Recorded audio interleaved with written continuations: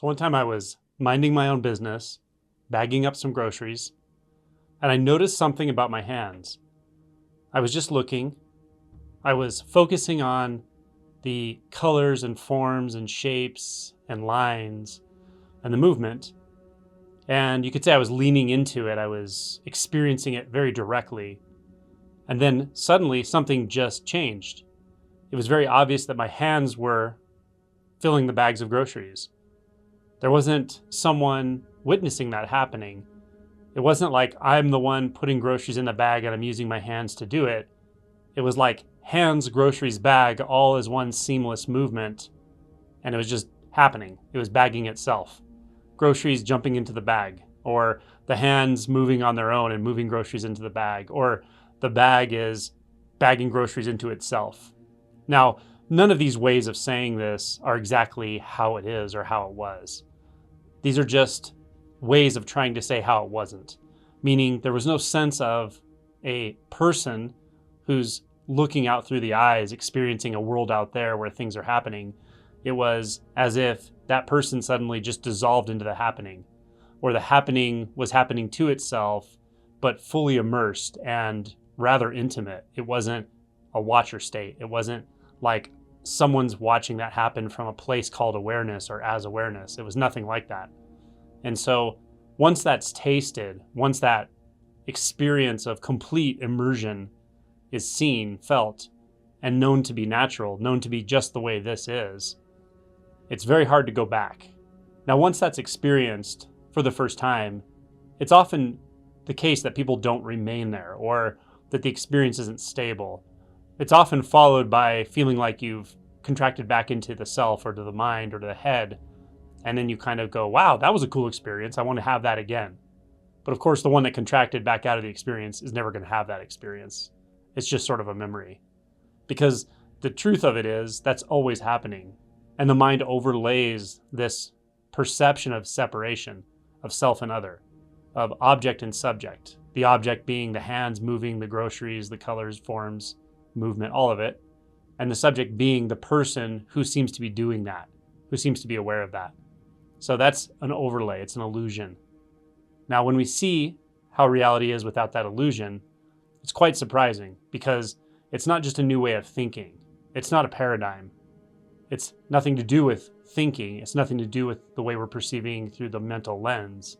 It's suddenly finding yourself as the environment moving, bagging groceries, talking, walking, and that happening is coming out of nowhere. It's self-propagating, self-expressing, self-appearing. So it's simultaneously extremely light, meaning it feels substanceless. It doesn't feel like there's anything behind those appearances of movement. And at the same time, it's very intimate. It's far more intimate than thinking. It's far more intimate than seeing the world through the lens of thoughts. It's far more intimate than seeing the world through the lens of what appears to be a separate self. All of those are thoughts. They're all overlays. So this is more intimate, more direct than anything the mind can conjure. So in that moment, the primary illusion that dissolved was the sense of being a subject, and the groceries and the hands and the world being an object. Suddenly, there was no subject, but also there was no object. There was no sense that there's separation existing in the world at all. In fact, it was seen clearly that that is only a thought. It's only a mental activity. So then what's left? Well, it's just sort of this vivid aliveness, this dynamism that is, again, intimate, close, closer than close. It's not something you experience from a distance anymore. The sense of isolation is gone. The sense of needing something is gone. What could you possibly need when you're experiencing everything? There's just everythingness. So there's nothing here to seek. There's nothing here to desire. There's nothing here to push away. It's just a kaleidoscopic experience of full immersion. And it can appear as putting groceries in the bags. It can appear as the hands moving on their own. It can appear as the body walking across the ground and the ground walking across the body at the same time. It's as if everything is acting on everything else equally, but they aren't things, they aren't parts. They're all arising spontaneously out of nothingness. Now understand, all these words fail. You don't want to try to find this in your experience by pasting these descriptions onto your own experience. Rather, feel in to the experience itself. Feel in deeply to the colors, the forms and movement. Ask yourself, what is this without the overlay of mind? What is this like without thinking about it? What is this like without experiencing myself somewhere in here as a subject, believing there's something out there as an object? What is it like now? What is that color field? Where is it? What is it when I stop asking where it is and just experience it fully? This kind of contemplation can help to clarify this.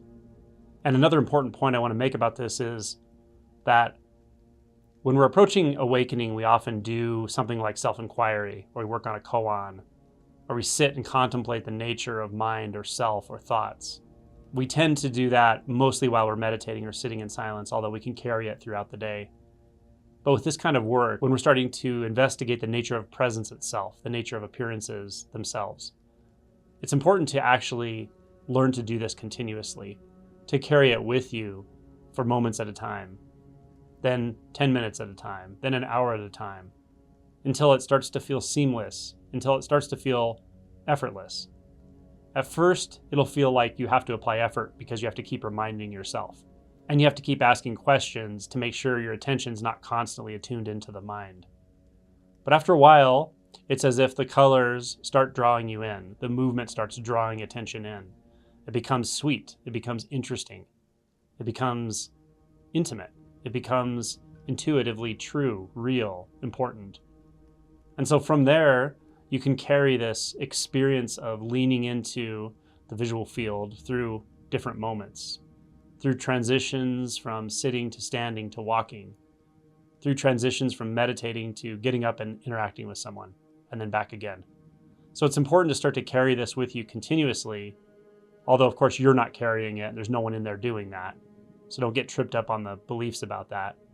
But just understand there has to be an intention to experience this continuously, or else it's just too easy for the mind to get back a hold of you, to get lost in thought again. So again, even if at first it's uncomfortable, it will become far more enjoyable over time.